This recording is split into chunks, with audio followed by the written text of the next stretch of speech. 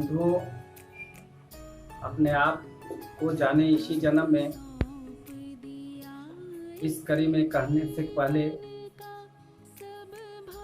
आज सर्वप्रथम गुरु पूर्णिमा के शुभ अवसर पर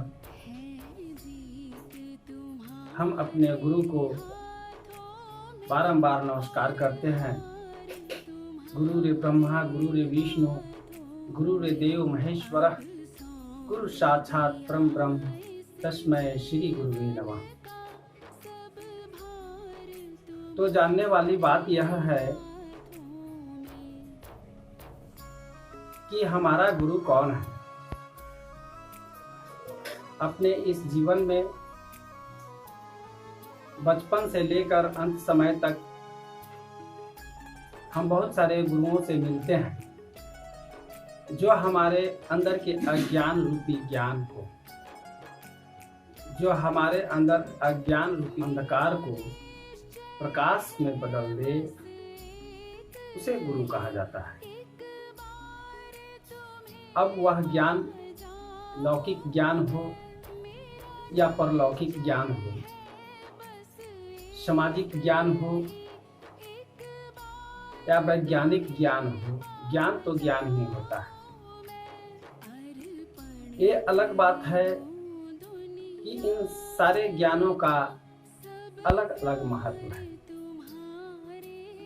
तो हमारे जिंदगी का जो प्रथम गुरु है, इस पर विचार करने की जरूरत है कि वो प्रथम गुरु है तो कौन है। बंधुओं, अपनी अपनी सोच है, अपना अपना तर्क है।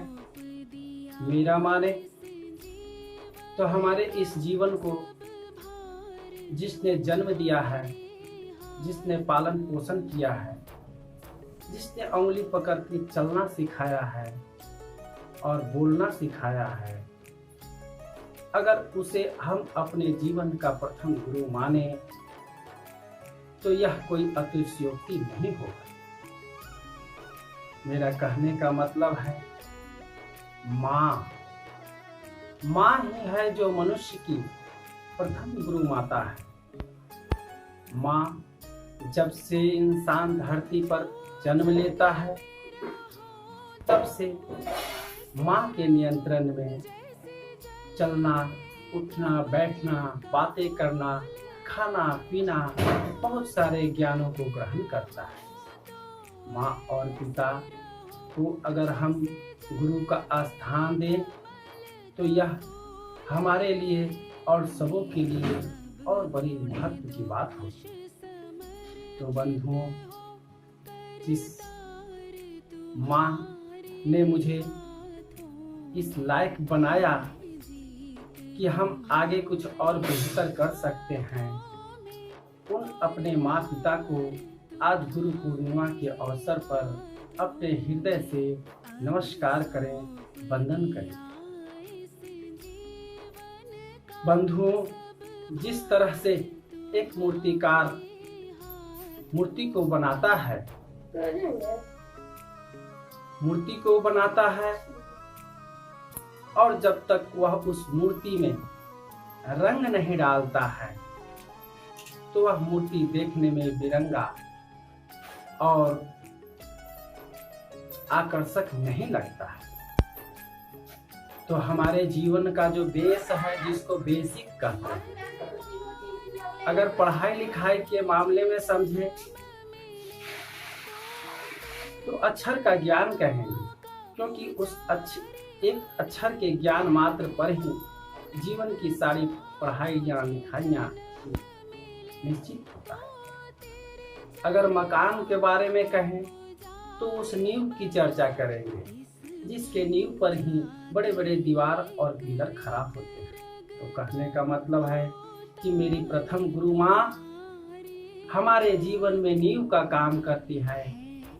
जिस तरह से एक मूर्तिकार मूर्ति तो बना देता है, लेकिन जब तक रंग नहीं भरता है, वह आकर्षक नहीं होता है, उसमें रस नहीं होता है, वह नीरस दिखने में लगता है। तो उसी तरह से हमारा जीवन गुरु माँ के नियंत्रण तक वह नींव के समान ही होता है। कहने का मतलब है कि जब हम बड़े होते हैं, इसी नींव पर हमारे सदगुरु की कृपा होती है और वो सतगुरु हमारे इस जीवन में रस भर देते हैं, रंग भर देते हैं, खुशबू भर देते हैं, जिसे हम आध्यात्मिक गुरु भी कह सकते हैं। तो बंधुओं, अब हम अपने इस आध्यात्मिक गुरु को भी अंतस से नमस्कार करेंगे, प्रणाम करेंगे, क्योंकि यह आध्यात्मिक गुरु के बिना हमारा जीवन रंगहीन, गंधहीन और नीरस था। जब सद्गुरु जीवन में मिलते हैं तो हमारे इस नीरस जीवन में आनंद ही आनंद आ जाता है।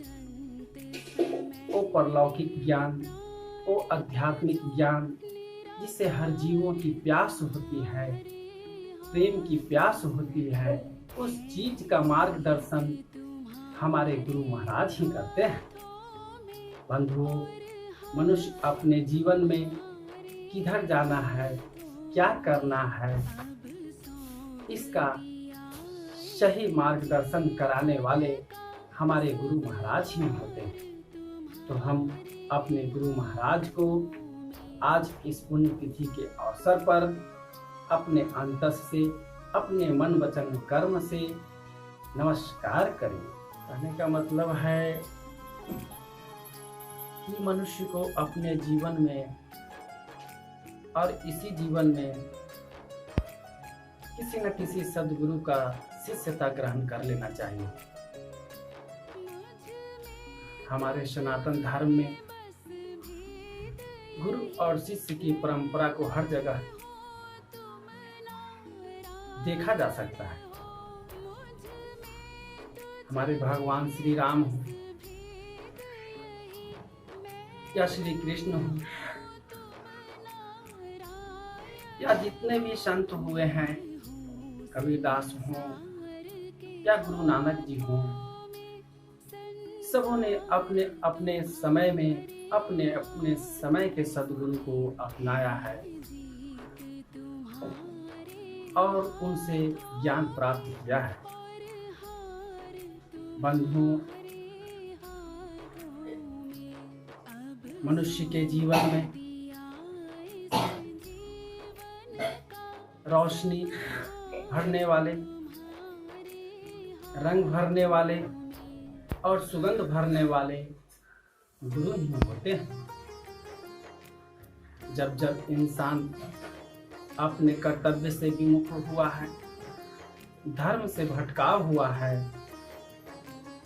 तो गुरुओं ने उन्हें रास्ता बतलाया है। बड़े बड़े राजाओं महाराजाओं ने भी गुरु को अपनाया है।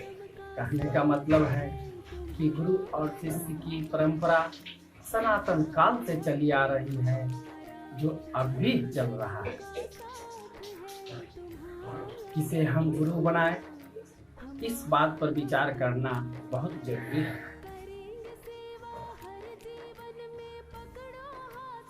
हम देख रहे हैं कि गुरु और शिष्य की परंपरा को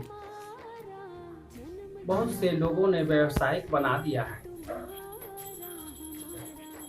आज मैं नाम नहीं लेना चाहूंगा, पर ऐसे गुरुओं की भी भरमार है जो अपने शिष्यों की उदारता का नाजायज फायदा उठाते हैं,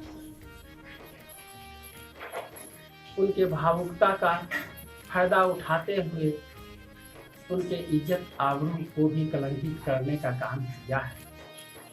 बंधुओं, मैं आग्रह करूंगा कि ऐसे गुरुओं से सावधान होकर के